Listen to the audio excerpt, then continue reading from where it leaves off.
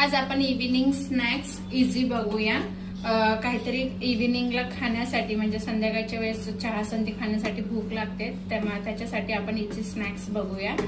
तर ह्या ठिकाणी मी इव्हिनिंग साठी इझी स्नॅक्स बघूया।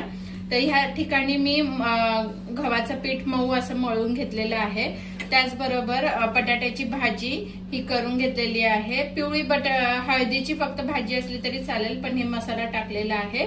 तर असा मी एक चांगला आणि सोप्या पद्धतीचा एक रेसिपी सांगणार आहे, तर शेवटपर्यंत नक्की बघा।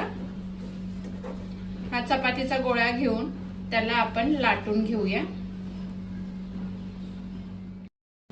अशा प्रकारे आपण हे लाटून घ्यायची चपाती।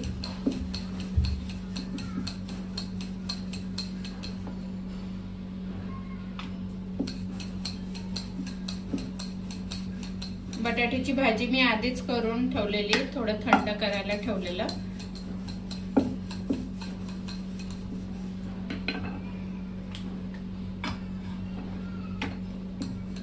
ही चपाती आपण लाटून घेतलेली आहे।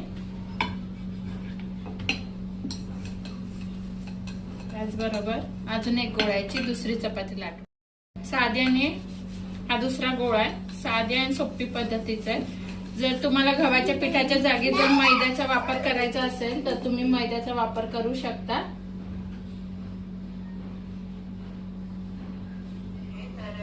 तर मी मैद्याचा वापर नाही केलेला आहे, फक्त गव्हाचं पीठ आहे, त्याच्यात काहीच मिश्रण नाही। आपण जसं चपातीला पीठ मळतो तसंच चपातीला हे पीठ मळून घ्यायचं आणि त्याच्यामध्ये थोड्या वेळ ते 5-10 मिनिटं आपण मुरायला ठेवलं आहे पीठ, आणि मग चपात्या करून घेतल्या।